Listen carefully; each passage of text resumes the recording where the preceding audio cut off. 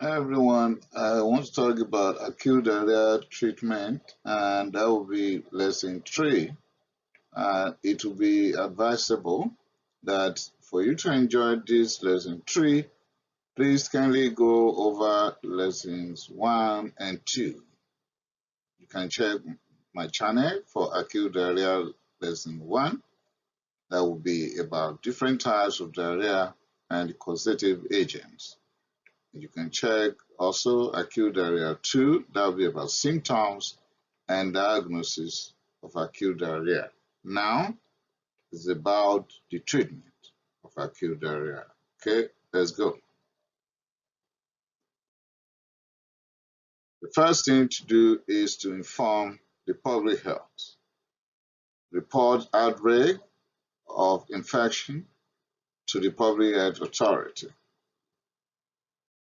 The treatment will begin with history, because with good history and appropriate physical examination, you might be able to determine the exact cause even without radiological or laboratory investigations.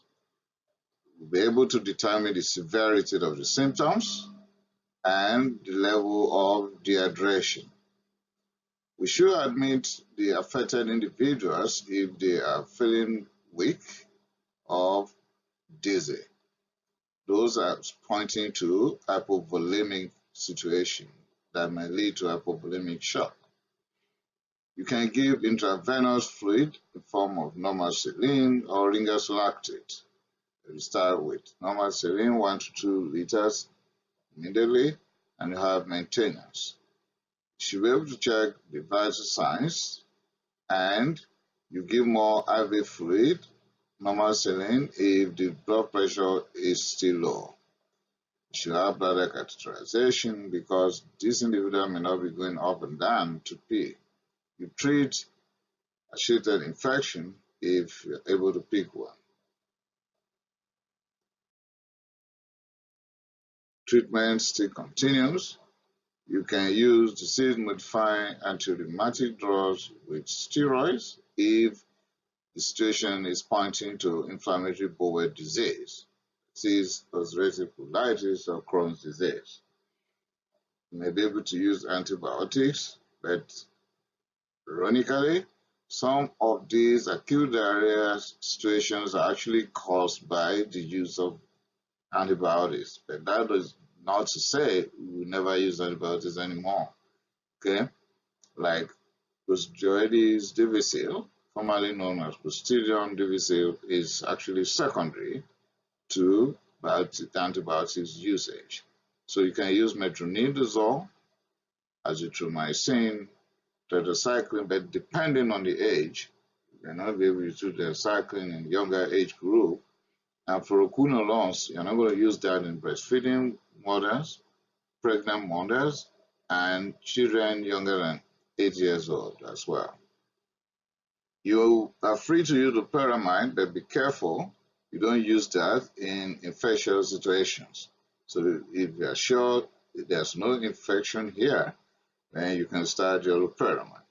You can use bismuth salicylate, but be careful in children because of possibility of aspirin toxicity, and not even in individual taking aspirin for other reasons. And Reye syndrome is going to be there if it's used in children. Note: parasites could be tested for microscopically and use of antigen detecting methods. Molecular testing is possible, and you have CD4 count in HIV. Shiga toxin-producing Escherichia coli is a serious issue. STEC, and I'll talk about that more in a bit. ORT or ORS, how do I mean? OR is the oral rehydration therapy. Some people will call oral rehydration solution. In that case, you will rehydrate through per oral. Okay, not intravenously, just per oral. And examples of already made oral rehydration solutions are Pedialyte, gastrolite, ceralite, and readrelite. Or you can make your own at home, self-made with water, salt, and sugar. If the illness is mild, then use the above. Okay?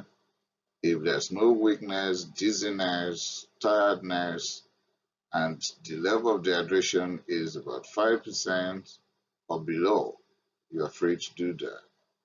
Okay, you can also use that with diluted fruit juice or with flavored soft drink or with salty crackers or with broths or soups. You can do that. And that's what majority will actually have.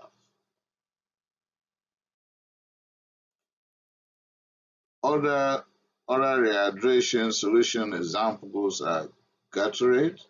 That will be enough for sweat replacement and for sport people, right?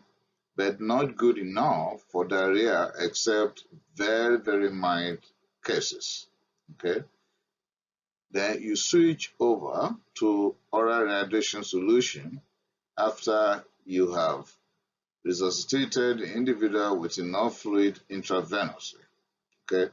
Then you can give foods like cereals, potatoes, noodles, rice, wheat, oats, crackers, banana, soup, and boiled vegetables. They are good for people with diarrhea.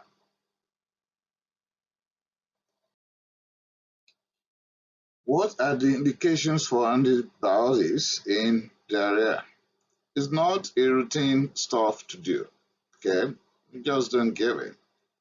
If you are pretty sure that this is viral in origin, you don't give it. No antibiotics. But we have to explain that to the affected individual. Acute diarrhea is short-lived, so no need of antibiotics here. But antibiotics is good for severe diarrhea with fever or stooling greater than 6 times per day or severely dehydrated individual that needs hospitalization.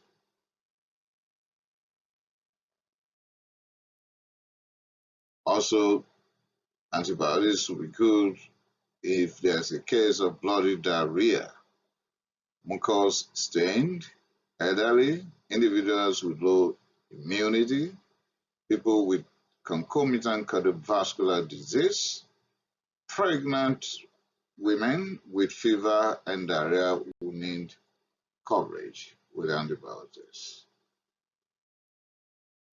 Note this, it is wise to have stool tests for Shiga toxin-producing E. coli.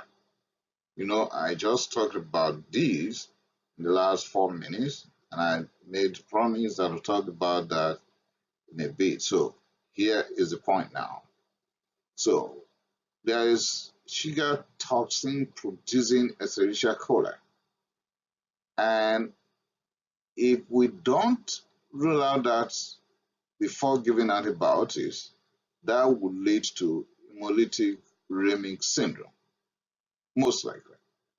So hemolytic uremic syndrome from treating Shiga toxin producing E. coli is more of children's problem than adults as far as antibiotics treatment is concerned.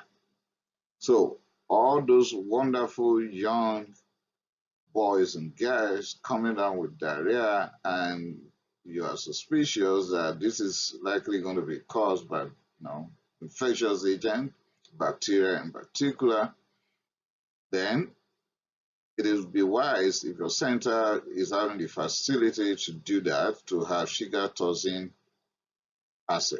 So, a fever patient with bloody diarrhea and outbreak, we should suspect Shiga toxin producing E. coli, and we should get that lab results before we give antibiotics. Okay?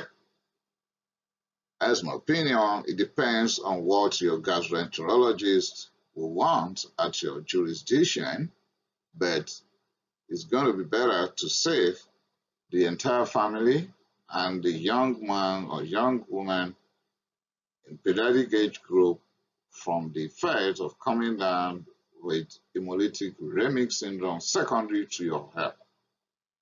Okay? So we have a lot of antibiotics to choose from, but we're going to choose wisely. So we can choose Azithromycin. That would be good for almost everybody across the board, for the pediatric age group, for pregnant women, elderly, everyone. Fluoroquinolones are pretty good, particularly ciprofloxacin, levofloxacin, and norfloxacin. And you know what? It's not everyone that could take this. So pregnant women are exempted from fluoroquinolones. Breastfeeding mothers should not take it. Children less than 8 years should not take fluoroquinolones. If you are going to choose loperamide because you are sure it is not infectious, we're going to use it in people that are not having diarrhea with fever, and their diarrhea with stool that is not blood or mucus stain. In other words, non-bacterial related, so not in dysentery. We're not going to give loperamide in dysentery. And when we give loperamide, it's not going to be for a long time. It's okay for 1 day or 1.5 days. It's not what we're going to use for a long period of time. And we are not going to give loperamide if there's associated fever, blood stain, or mucus. No loperamide, please. That is Imodium. Somebody asking me, what's he talking about? Loperamide. That is Imodium. So Imodium is not for everybody, please.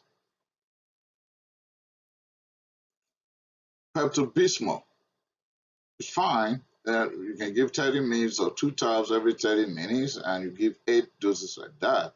But be careful with aspirin, or else you'll be double dosing. And you know the implication of that. You can check my channel on aspirin. I've published detailed information on aspirin before. You can add loperamide to antibiotics. That will have a kind of synergistic effect. No loperamide at all in dysentery with fever, but you can use bismuth subsalicylate. However, be careful with aspirin, like I've said, and also be careful when you're using your Pepto-Bismol in children, because it can come down with dry syndrome. I will not give Pepto-Bismol to all pregnant women and children. No, it's personal opinion, just to be at peace. There are other meds that I've never used, but that does not mean I will not supply the info. Okay, so risperidone is an encephalinase inhibitor, and some use probiotics like lactobacillus rearing and useful in childhood infectious diarrhea. Saccharomyces boulardii can lower the duration of Clostridium difficile infections. I've never used any of these, like I've said, but you have the info that some can use them, and just find out from your gastroenterologist or follow the protocol at the center where you're working or the jurisdiction under which you are serving. Follow-up, just like in any other health-related issues, follow-up is very important, but not in this case. You don't need to have post-treatment stool testing. However, and I want you to please get it clear right now, if you are dealing with health workers and the individual has come down with diarrhea, or food handlers, and he or she has come down with diarrhea, and your diagnosis is either STEC, that is Shiga toxin E. coli, or Salmonella, and even if it is Shigella. So in those 3 cases, please, we have to do post-treatment stool testing. Otherwise, there's no need for post-treatment testing. And with that, I've come to the end of 3 video presentations on acute diarrhea. I'll be working on chronic diarrhea pieces of info very soon. Kindly subscribe to my channel so that you can get these presentations immediately they are published. Thank you. I appreciate it.